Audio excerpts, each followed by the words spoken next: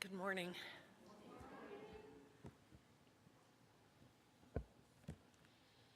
It's time. I have to wear these.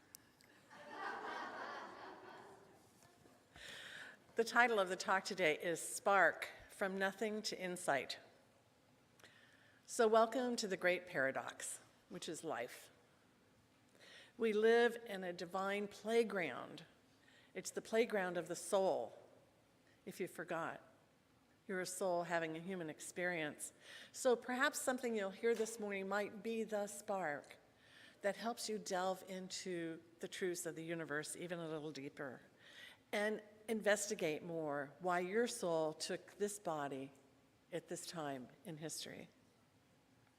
It's those that's a heck of a word, unanticipated spiritual experiences that bring people through the doors of the center.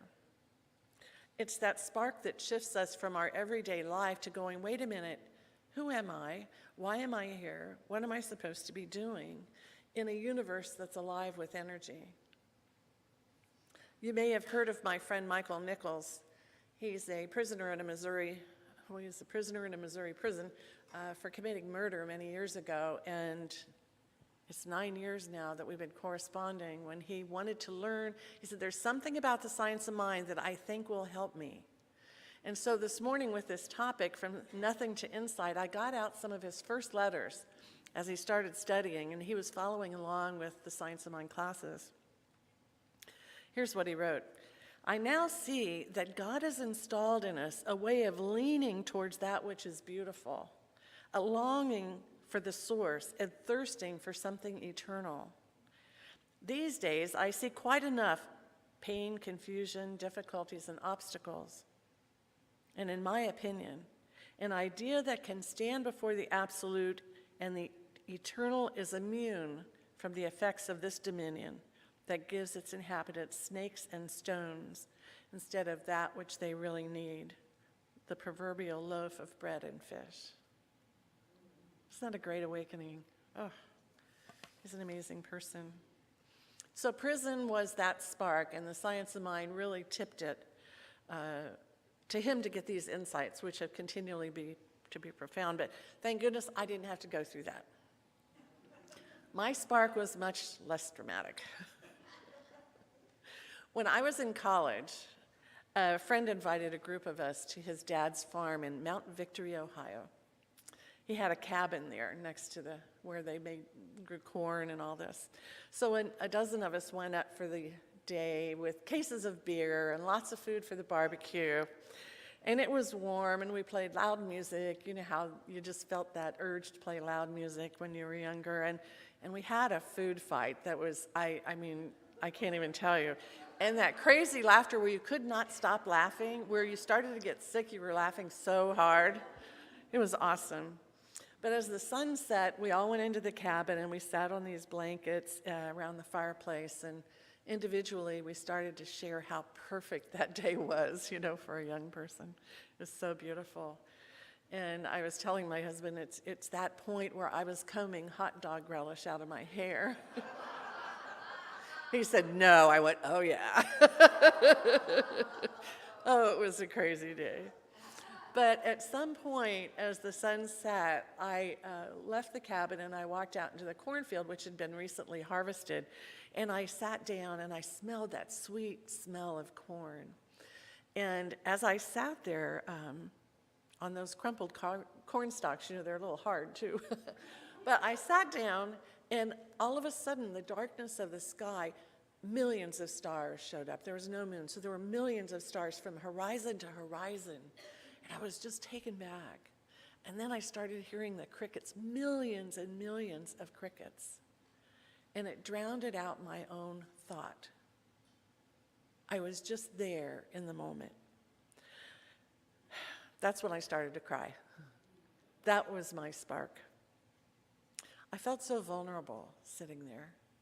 And I must have sat there for an hour, and, you know, going from a crazy food fight and laughter to that incredible experience was mind-numbing. I didn't know what to do, and I couldn't move. But luckily, after a while, my friends came out, and I heard these voices, and it was like they were echoes far away, but they were standing right next to me. And the friend whose dad owned the farm said, "You were getting high, weren't you?" I said, "Yeah, I was." It was my first spiritual experience, a physical experience, and he understood. But later when I got home, I went, why did that happen? Why me? Why now? But Ernest Holmes says, at some point our mind inquires into the cause of things that we see and experience, and the question comes up in our mind, why? Why are we here? And then a minute later we get busy and life goes on. On Google, it says we have between 50,000 and 70,000 thoughts every day. That's huge. That's 35 to 48 thoughts a minute. I mean, can you sometimes feel it that way? There's so much coming at us. So our thoughts are energy, and we know that, but when they form into an intention, when we give it that extra oomph, intention, it's a packet of energy that either draws things to us or pushes them away. And I was thinking about our board member, Marilyn Miller. She plays the violin in the Shasta Symphony. And I was thinking of violin when it's so sweet, it's just drawing you into the music, and then it goes, you know, in those parts of the song, and it just wants to push you away. I thought that's so often how life seems to be. And so I invite you to look at the symbol of the V on the wall. The top section represents God, the absolute. It's the ultimate source. And in the middle is our soul. And the bottom is our body. It's the effect of the soul's journey. And the V in the center shows God, Spirit, universal intelligence coming down through all of it. It is the center of all. It's the natural order of how things work. So if we look from the bottom up, which is a good way often to look at it, let's say we're going to have a cornfield, a field of corn. We have to plant the seeds. We have to plant the seeds of corn. Then we have to nurture it. So we plant a seed in our thought, and we have to nurture it, and we have to water it so that it then manifests, as we call it. In our life, we nurture our life with spiritual practices. In the middle, the soul is always the creative medium that's answering the call with God, Spirit, universal intelligence, supporting us all the way, always. So if you want to create a lush life, a field of dreams, that's what it takes. Some time every day to be with the divine, to do our spiritual practices, to plant positive seeds and water them with our intention. But you know, sometimes the ego just disagrees. There's too many important things to be done. So I love what Hafiz wrote. We should make all spiritual talk very simple today. God is trying to sell you something and you don't want to buy it. That is what your suffering is. Your fantastic haggling, your manic screaming over the price. You are screaming over the price of communing with God. It takes time. Yet we have direct access to Spirit. We have direct access to God. We come factory equipped to commune with the divine. It's at our fingertips, but it takes time and practice and a will and a desire and an intention.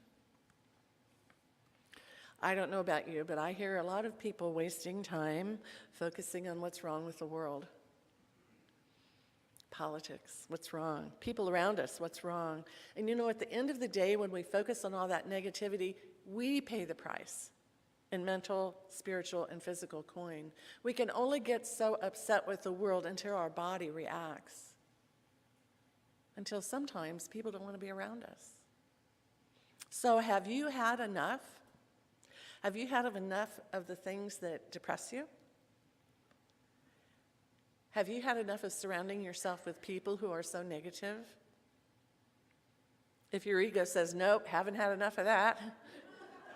I invite you to see our practitioners, our ministers. They are in the present moment. That is what they're trained to do. That is what we train and train for, to be in the present moment and see what we think is wrong with the world as the evolution of humanity. Because each one of us is a soul. We're all in a different place on our spiritual path, on our evolution. And then we wonder why we don't all get along. It's pretty easy. There's a billion different ways that we're evolving. It's good to think about it. So back to the soul's journey. A few months ago, I drew a big Superman, Superwoman S and said, this is how I see it. The big Superman, Superwoman soul has come into this life experience, and on this experience, there's a block. There's something here the soul wants to get beyond in this lifetime. I've actually had people say, oh, I know what that is. They know what that block is. But that block sometimes is so hard when they hit it, they regress. Don't want to go through there, don't want to address it, don't want to bring that up. But the soul is yearning to get beyond that, and go to the next level of evolution. You know, that's what brought me here to this philosophy. For years I was in management in the pulp and paper industry and the wood-fired power industry. Not very sexy, but it was a good job.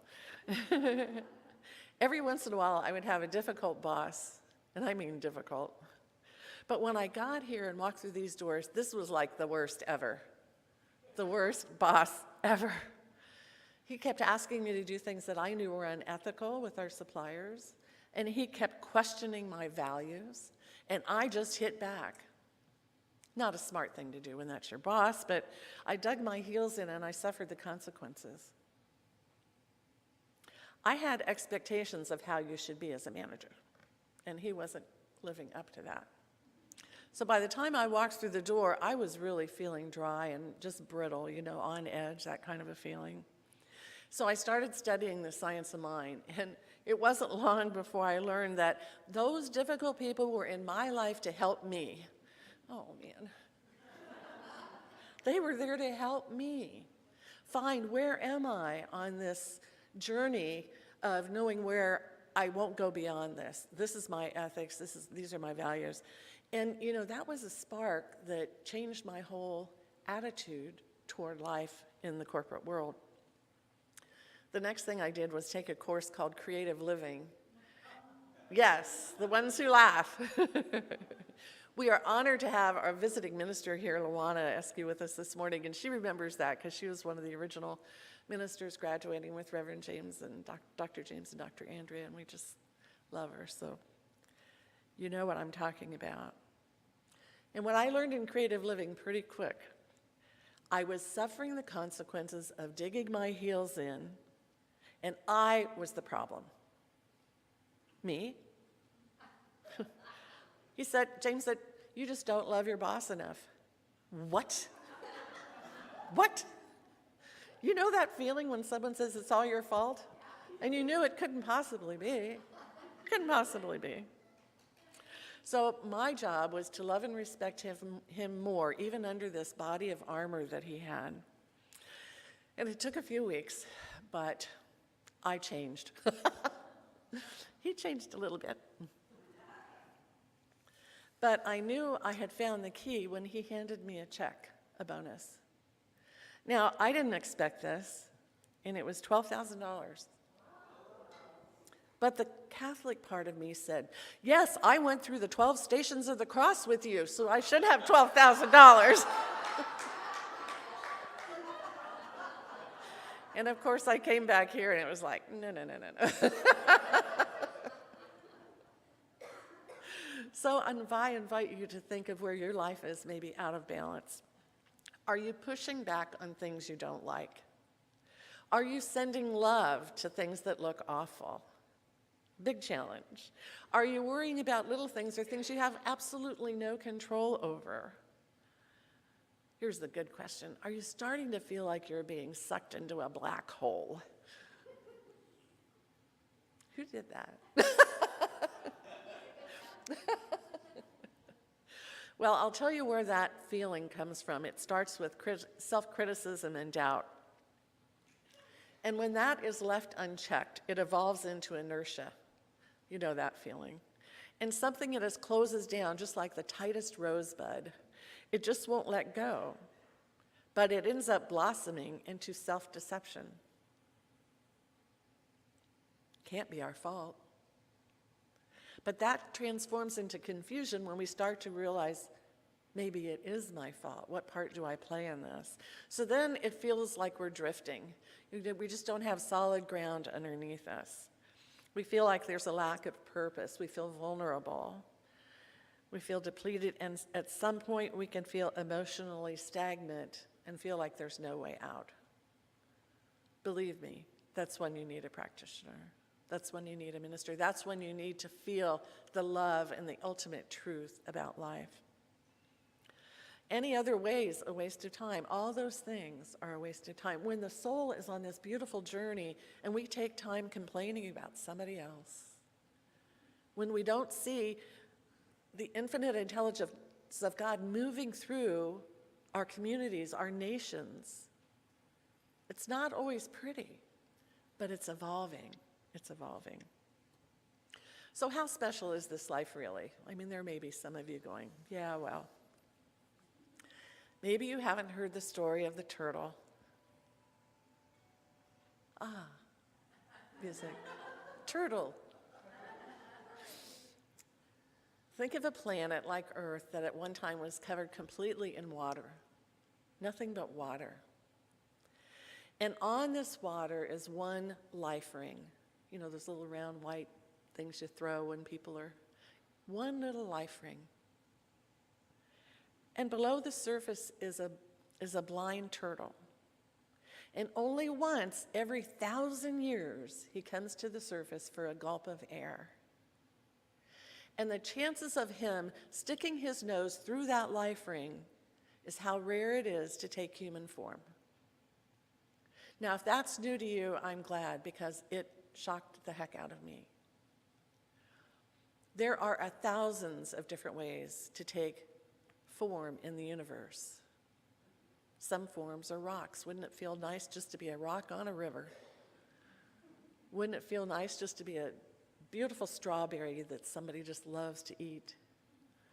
But we've chosen the higher path, the more challenging path, but the evolving path, a path of unlimited opportunity.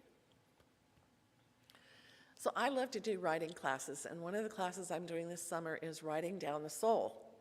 And Janet Conner is the author of this book, workbook we will use, and she's been talking to her soul for years. Her exercises will help you, why we came here, what we're doing, all those questions. But after all these years, she said, the soul only wants 5 things. 5 things? It wants to connect with the source, to make use of the resources available in the universe. It wants to commit to values and live in integrity. It wants to serve a purpose. Don't we all want to serve a purpose? It wants to express itself through the way we do things. And it wants to create and experience a beautiful and divinely inspired life. 5 things, that's all the soul wants. Bit of a challenge, but that's what the soul yearns for. And it all starts with focused attention on the spiritual path. Thomas More wrote, "To undertake the restoration of our soul means we have to make spirituality a more serious part of everyday life." Great wisdom. So all of our summer classes can help you plant new seeds, can help you learn to water those seeds, to nurture them, to create this most beautiful life. Might have to pull out some rocks or get rid of those weeds. But you can water your garden with spiritual truths. So here's the most poignant thing about Janet Conner's teaching. The soul wants 5 things: to connect with Source, to make use of all the infinite intelligence and resources available in the universe, to commit to values and live in integrity, to serve a purpose, to express itself through the way we do things. Sacred service, seva. to create a beautiful and divinely inspired life. But here's the best part. Watch what happens when our soul is fed with the truth and the love of Spirit. God is the source. God is the values. God is the purpose. God is the creative force in the universe. And it is the center of our life. And look here. Namaste. Isn't that powerful? Oh. Didn't think I'd do that. It's the ageless symbol of connection. Use it in your life. And let that, just that simple symbol, be the spark that jumpstarts your life this summer. Whatever class you take or whoever you're with. Whoever you send love to that needs it so badly on the world scene, send it with love. So let's do a prayer about this.